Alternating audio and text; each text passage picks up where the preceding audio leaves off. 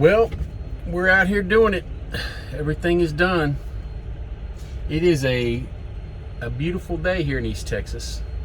As you can see, it's been raining a little bit. I don't know if you can see that or not, but there's a tropical storm moving in. So every time I've tried to start this video like 5 times, and I either get a phone call or I get some kind of National Weather Service update saying there's a storm surge. But it's Monday morning and storm's rolling in, and I think every other driver is doing what I'm trying to do, and they were quicker on the draw than I was, but they're trying to get out west or up north. So the load boards are looking pretty crappy. I'm just waiting for something to drop that's not going to Louisiana or Alabama or Mississippi. But I figured while I'd wait, I'd do my update, because it's been about 3 weeks since my last video. And yes, I finally did it. I'm out here on my own. The strings are cut. I'm running my own freight. And it just, I should have done it a long time ago. I actually went through the process about in 2017, I think it was. And at the very last minute, I went over to Landstar, and wish I would have just followed through with it and done it that time. But you know, I've learned a lot since then. So the main reason, and everybody knows this, if you've ever thought about your own authority, or if you know somebody, is money. It's the percentage. And when I think about what I've given up over the past 5 years, before, you know, the previous 5 years to this year, that number is a huge number. It's about $300,000. Now, you know, that it's not quite that, because you got to add in, I'm still going to have to pay an agent or a broker if I don't get my own direct freight. So there's still a certain percentage that I'm giving up. But it's not $300,000 anymore. So I like to break things down to their simplest form. And if you think about it, you're giving away $1,000 a week. If you don't add, the agent's cut and all that stuff, if you're no longer leased onto a carrier, then you're saving yourself $1,000 a week. And what did you get for $1,000 a week? What did that carrier do for you for $1,000 a week? What they did was, I guess it can be considered a few things, but basically what it comes down to is they did some paperwork for you, and it probably adds up to less than an hour's worth of paperwork per week, and you paid them $1,000.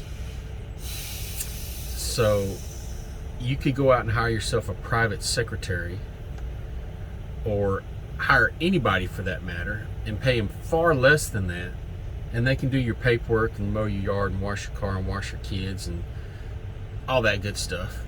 But it just wasn't worth it for me, to give up that percentage anymore, to pay somebody on a bad week.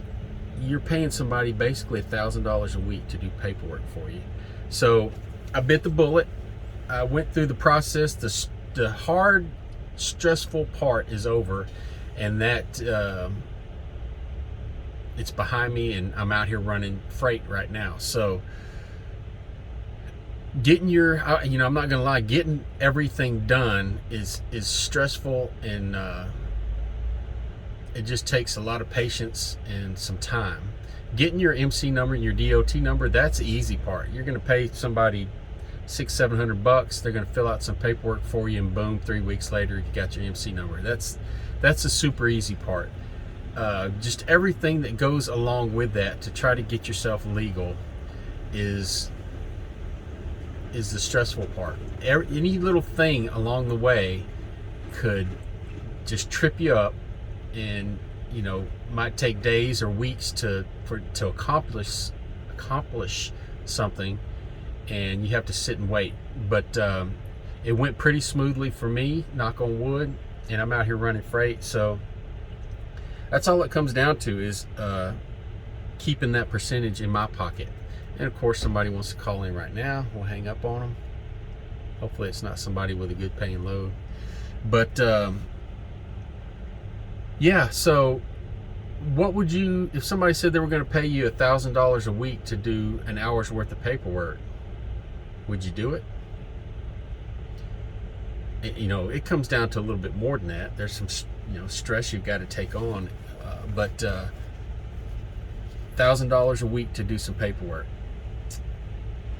I had to do it. I had to get out there on my own and figure it out. If it works out, it's really good. If it doesn't, I haven't lost anything. I can always go back to a carrier and let them take care of that part of it. But so far, I've run a few loads and I've saved myself over $1,000, less than a week's work.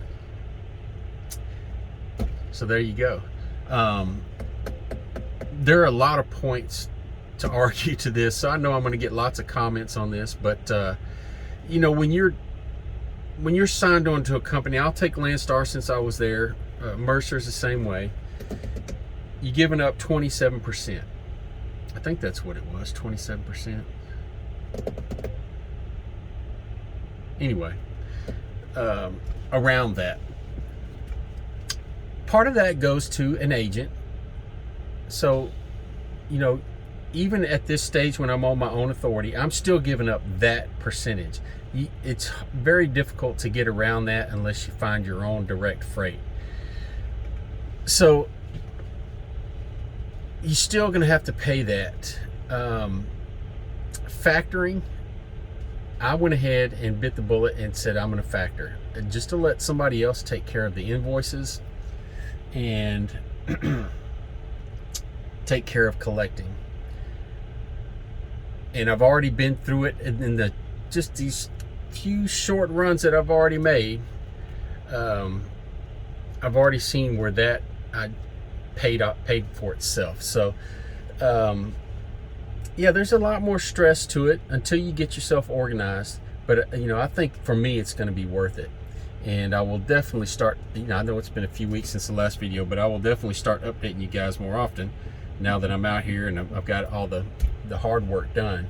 But I need to get off here and get back on these load boards and see if I can get out of Texas.